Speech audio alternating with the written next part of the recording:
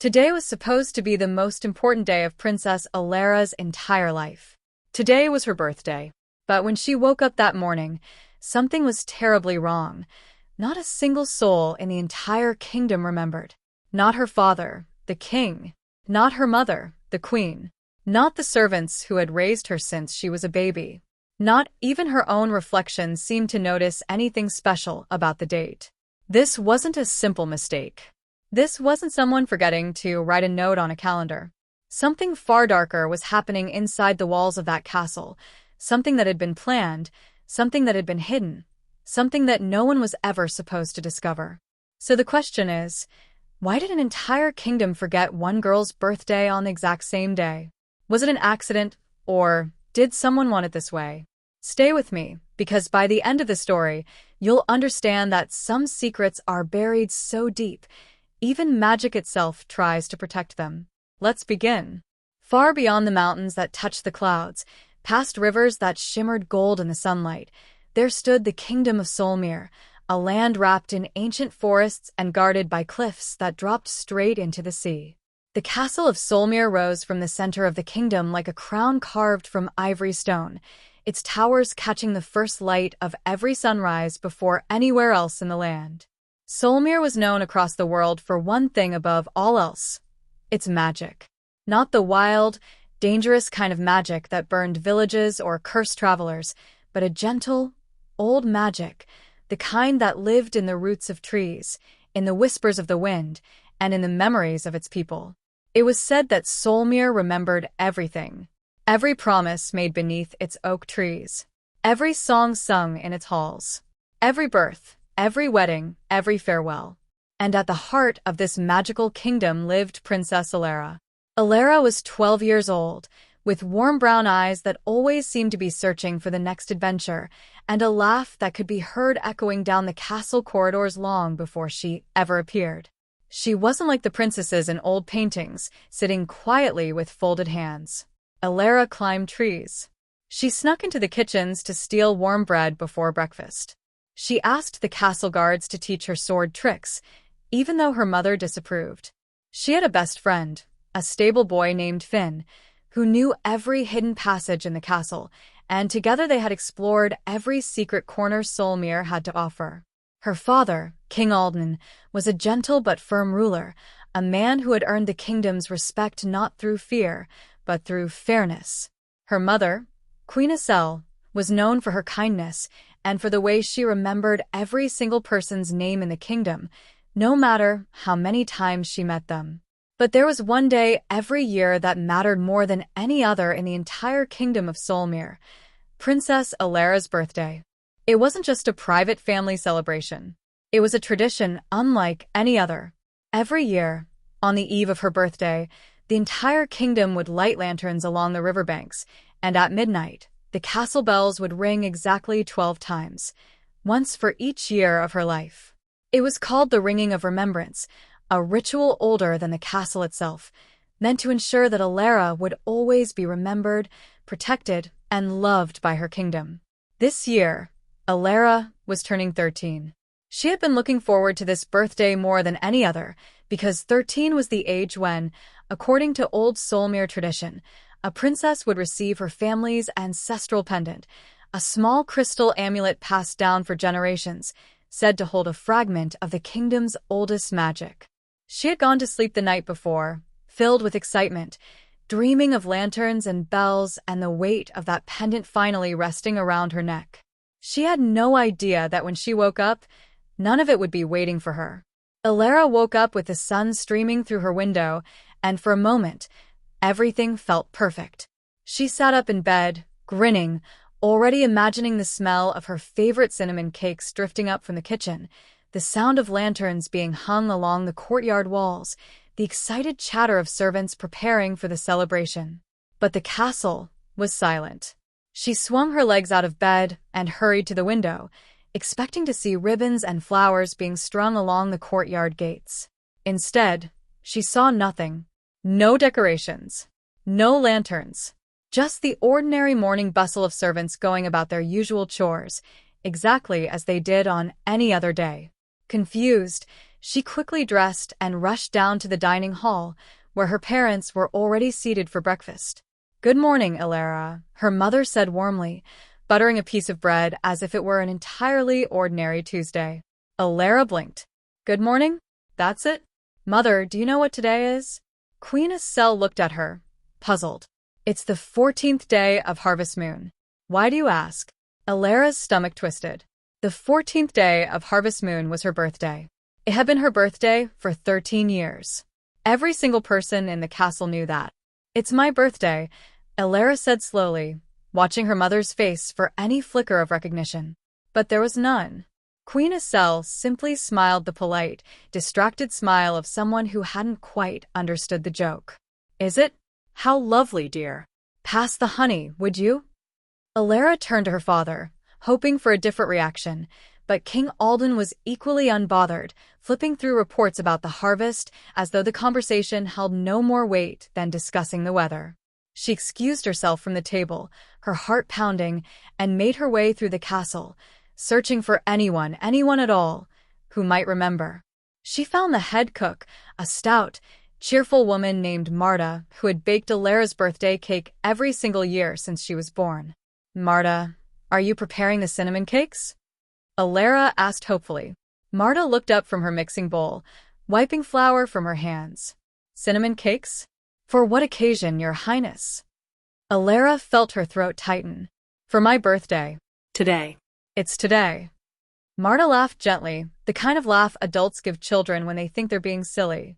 "Oh, sweetheart, I believe your birthday was back in the springtime, wasn't it?" It wasn't. It had never been in the spring. Elara stood frozen in the kitchen doorway, watching Marta return to her work as though nothing strange had happened at all. She ran to find Finn next, certain that if anyone in the entire kingdom would remember, it would be him. She found him in the stables, brushing down one of the horses, whistling an old Solmere tune.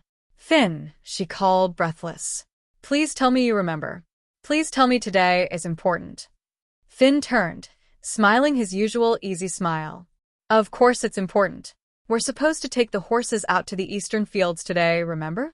"No, my birthday, Finn. It's my birthday." Finn's smile faltered slightly, his brow creasing in confusion, as though he were trying to grasp a memory just out of reach. "Your birthday?" he repeated slowly. "That's strange. I feel like I should know that, but I don't." For the first time since she had woken up, Elara felt real fear settle into her chest. Finn was her best friend. If even he couldn't remember, then something was deeply, terribly wrong. She wandered through the castle for the rest of the morning, growing more desperate with every conversation. No servant, no guard, no noble visiting from a nearby province remembered anything about her birthday. It was as though the date simply didn't exist to them. She noticed other strange details, too. The large calendar hanging in the main hall, the one that always marked important royal dates in gold ink, had no mark on the 14th day of harvest moon at all, as if it had been erased and never written back in. In the portrait gallery, where paintings of the royal family lined the walls year by year, she noticed a small gap on one wall, a space where a painting should have hung but didn't, dust outlining a rectangle where something used to be. And worst of all, when she reached up instinctively to touch the small locket she always wore, a gift from her grandmother, engraved with her birth date, she found it missing entirely from her jewelry box, as though it had simply ceased to exist. By midday, Elara sat alone in the castle's highest tower, staring out over the kingdom she loved, tears stinging her eyes. Something had taken her birthday away, and she was determined to find out what and why. Elara knew she couldn't simply wait for someone to remember. If an entire kingdom had forgotten something this important, it wasn't carelessness. It was magic. She thought of the one person in Solmere who might know something about magic old enough and strange enough to do this. Old Marin, the castle's former nursemaid, who had cared for Elara when she was just a baby before retiring to a small cottage at the edge of the Whispering Woods. Marin was known throughout the kingdom for her knowledge of Solmere's oldest legends, the stories too strange and too old to be taught in any official history book. Elara slipped out of the castle that afternoon, telling no one where she was going, and made her way through the woods until she reached Marin's cottage, smoke curling gently from its chimney. Old Marin opened the door before Elara even knocked, as though she had been expecting her. "I wondered how long it would take you to come find me," Marin said, her voice soft and knowing. She stepped aside, welcoming Elara into the warmth of her small home. "Marin, something is wrong," Elara said, her voice trembling. "No one remembers my birthday. Not my parents, not Finn, not anyone. It's like it never happened." Marin's expression grew serious as she settled into her rocking chair by the fire. "Sit, child. There is much you don't know about the day you were born." Elara sat, her heart racing. "Solmere's magic is built on memory," Marin began. "Every ritual, every celebration, every tradition, they exist because the kingdom remembers them, together as one. The ringing of remembrance isn't just a celebration, Elara. It's a spell. Every year, when the bells ring for you, the entire kingdom renews a promise made the day you were born." "What promise?" Elara whispered. Marin hesitated, her eyes distant, as if traveling back through years long past. "The night you were born, a great danger threatened Solmere. A curse, ancient and hungry, had been placed upon the royal bloodline generations before, a curse that sought to claim the firstborn daughter of the House of Solmere upon her 13th birthday, the day she was meant to receive the ancestral pendant and awaken her full magic." Elara's breath caught in her throat. "Me." "It means me." Marin nodded slowly. "Your parents made a desperate choice. They sought out an old enchantress who lived deep in the mountains, someone who understood memory magic better than anyone alive. Together, they wove a protection spell, one that would hide the truth of your birthday from the world itself, so the curse could never find its trigger. Every year, the ringing of remembrance was quietly reinforcing that spell, keeping the truth buried just deep enough to protect you, while still allowing your family to love and celebrate you privately, safely, without the wider curse ever sensing the date's importance." "But if that's true," Elara said, "then why has everyone forgotten now? Even my parents don't remember at all this year. Before, even with the spell, they always remembered privately." Marin's face grew troubled. "That is what concerns me most. The spell should never have erased the memory completely, not even from your parents. Something, or someone, has deepened the enchantment far beyond what your parents ever intended. Someone did this on purpose," Elara said slowly, the pieces beginning to form in her mind. "Someone wanted the entire kingdom to forget completely. Not just to protect me from the curse, but to erase me from Solmere's memory forever." Marin's silence confirmed what Elara feared most. "There is only one person who could reach that deeply into Solmere's memory magic," Marin finally said. "The very enchantress who helped create the spell in the first place. She lives still, in the ruins of the old watchtower beyond the Whispering Woods. If anyone changed the spell, it was her." Elara stood, fists clenched with a mixture of fear and determination. "Then that's where I need to go." The ruins of the old watchtower stood like a broken crown at the edge of the forest, ivy crawling up its cracked stone walls, the wind howling faintly through its hollow windows. Elara climbed the crumbling steps alone, her heart hammering with every footfall, until she reached the top chamber, where a single candle flickered despite there being no visible source of wind to disturb it. An old woman sat there, cloaked in gray, her eyes glowing faintly with a magic far older than anything Elara had ever seen. "I wondered when you would find your way here, little princess," the enchantress said, her voice like dry leaves scattering across stone. "You changed the spell," Elara said, standing tall despite her fear. "You made everyone forget me completely." "Why?" The enchantress's eyes softened, just slightly. "Sit, child, and I will tell you the truth your parents never wished you to know." Elara reluctantly sat across from her. 13 years ago, when your parents came to me for help, I warned them that hiding your birthday alone would not be enough forever," the enchantress explained. "The curse does not simply seek a date. It seeks you, your presence, your magic, awakening at the moment you come of age. As your 13th birthday approached, I sensed the curse stirring more powerfully than ever before, reaching towards Solmere from wherever it has slept these past years. The old protection was weakening. I feared that if I did not act, the curse would find you today, on this very birthday, and nothing could stop it.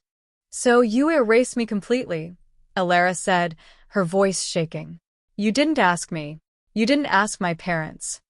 I could not risk asking, the enchantress said gently. Grief and love can crack even the strongest resolve. Your parents would never have agreed to erase you so completely, even to save your life, because to them, being forgotten would have felt like losing you already. But I had no other choice left. A curse cannot claim what does not exist in anyone's memory. If Solmere forgot you completely, even for a single day, the curse would have no anchor to find you by. Elara felt tears burning in her eyes, anger and heartbreak colliding inside her chest. But I still exist. I still remember. Doesn't that mean the curse could still find me through myself? The enchantress's expression grew grave. That is the flaw in my plan and the very reason you have come to find me. As long as you alone hold on to the memory of this day, the curse can still sense you, faint as a heartbeat in the dark. It grows stronger with every hour that passes. Then what do I do? Elara asked, desperation cracking through her voice. Forget it myself? Forget who I am? That is one choice, the enchantress said quietly. You could let go of today entirely, allow the spell to take even your own memory and live safely, forgotten by the world and by yourself, protected forever from the curse's reach. Elara's breath trembled. And the other choice? The enchantress leaned forward. You break the spell entirely. You let the kingdom remember. You let the curse know exactly where and who you are on this very day, and you face it, not through hiding, but through the very magic you were always meant to inherit, the pendant your family has protected for generations, waiting for this moment. That's dangerous, Elara whispered. Extremely, the enchantress agreed. But hiding was never truly protecting you, Elara.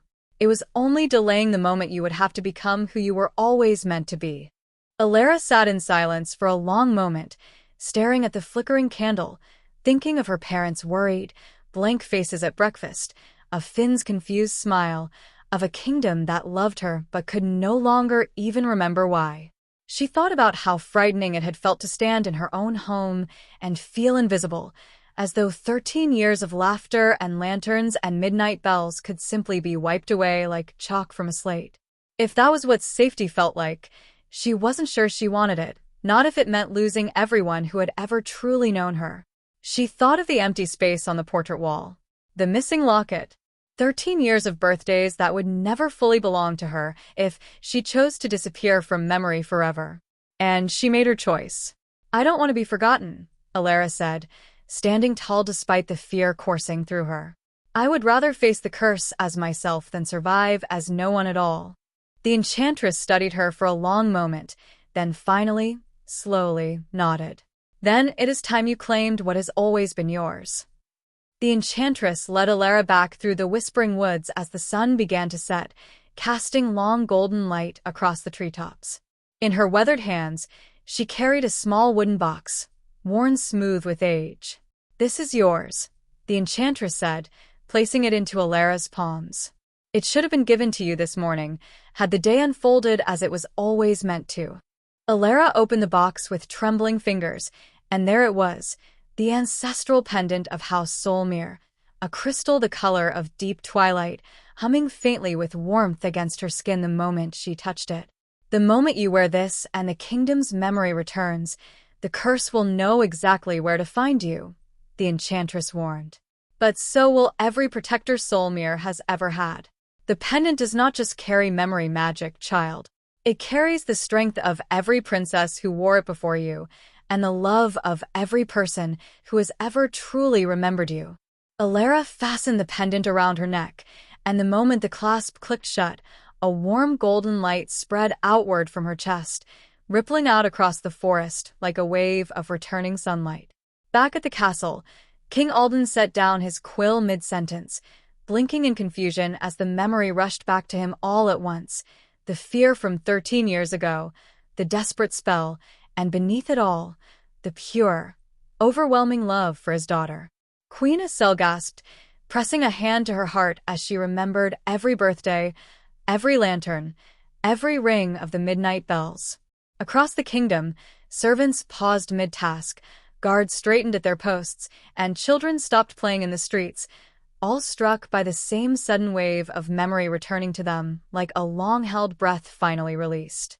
Marta dropped her mixing spoon and immediately began pulling ingredients for cinnamon cakes.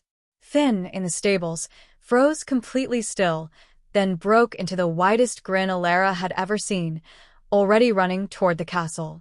And far beyond the mountains, in the shadowed places where old curses slept, something ancient stirred, sensing the return of a memory it had been searching for. But it was too late.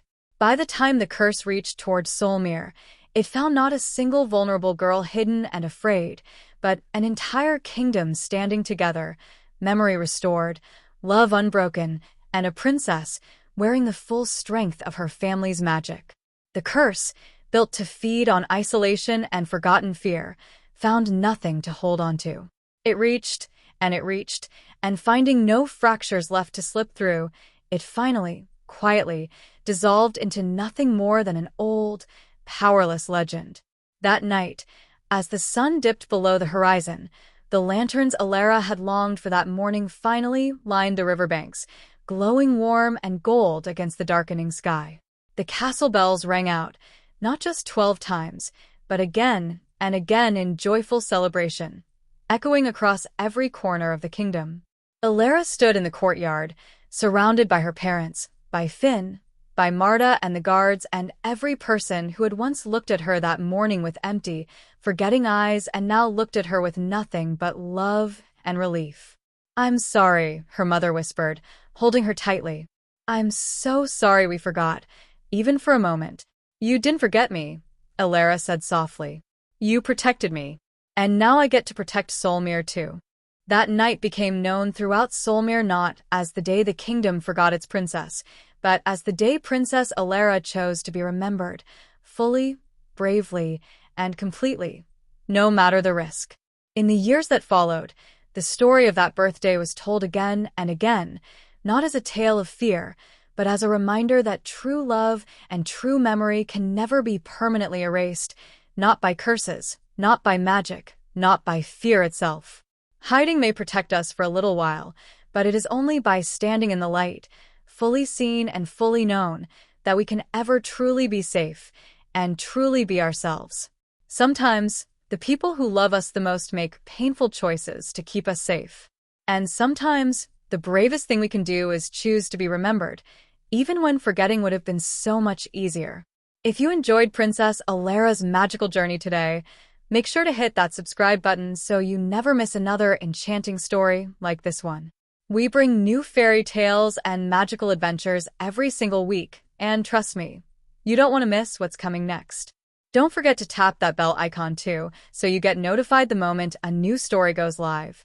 Before you go, let us know in the comments below, which USA state are you watching from today? We absolutely love seeing how far our stories travel and how many amazing places you're all tuning in from.